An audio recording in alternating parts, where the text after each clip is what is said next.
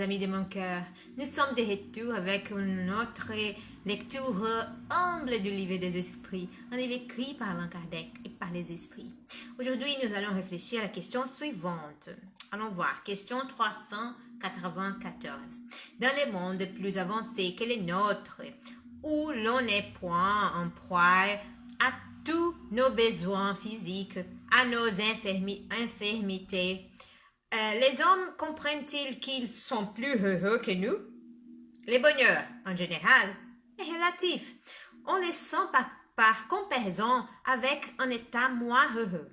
Comme en définitive, quelques hommes de ces mondes, quoique meilleurs que les nôtres, ne sont pas à l'état de perfection. Les hommes qui les habitent doivent avoir des sujets dénués dans leur genre. Parmi nous, les riches, de ceux qui n'ont pas les angoisses des besoins matériels, comme les pauvres, n'en a pas moins de tribulations qui rendent sa vie amère.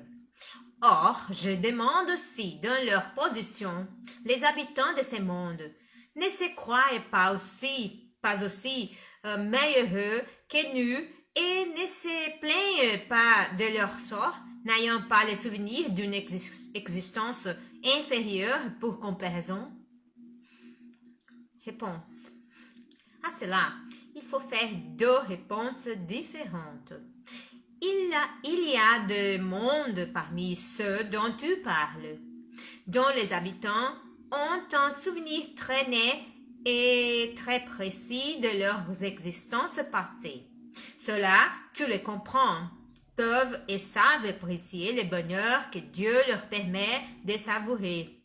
Mais il y en a d'autres où les habitants placés, comme tu le dis, dans des meilleures conditions que vous, n'ont pas moins de grands ennuis, des meilleurs même.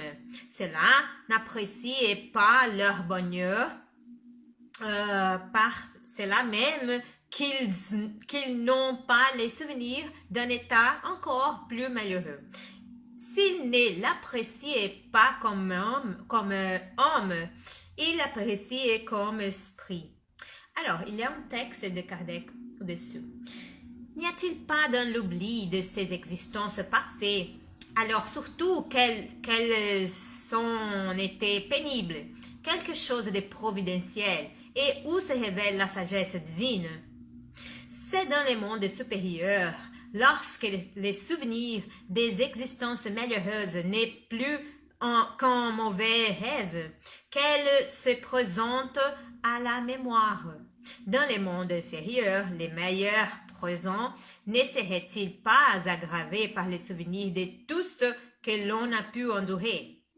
Concluons donc de là que tout ce que Dieu a fait est bien fait et qu'il ne nous appartient pas de critiquer ses œuvres et de dire comment il aurait dû régler l'univers. Les souvenirs de nos individualités intérieures auraient des inconvénients très graves. Ils pourraient, dans certains cas, nous humilier étrangement, dans d'autres, exalter notre orgueil et par cela même entraver notre libre arbitre.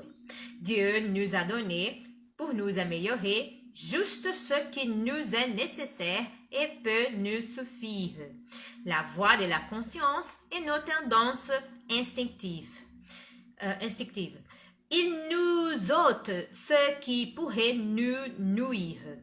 Ajoutons encore que si nous avions les souvenirs de nos actes intérieurs, personnels, nous aurions également celui des actes d'autrui et que cette connaissance pourrait avoir les plus fâcheux effets sur les relations sociales.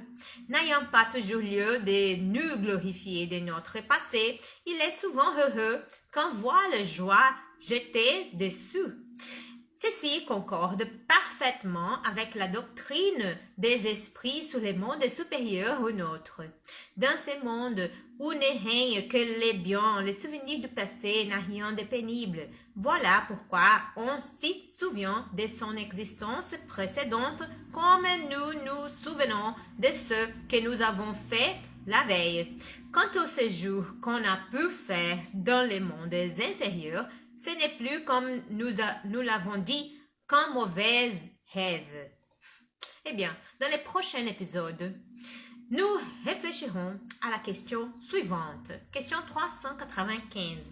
Pouvons-nous avoir quelques révélations sur nos existences intérieures? Eh bien, nous avons terminé notre lecture pour aujourd'hui. J'espère que vous l'avez apprécié autant que moi. Que Dieu vous bénisse tous. Bisous. À la prochaine.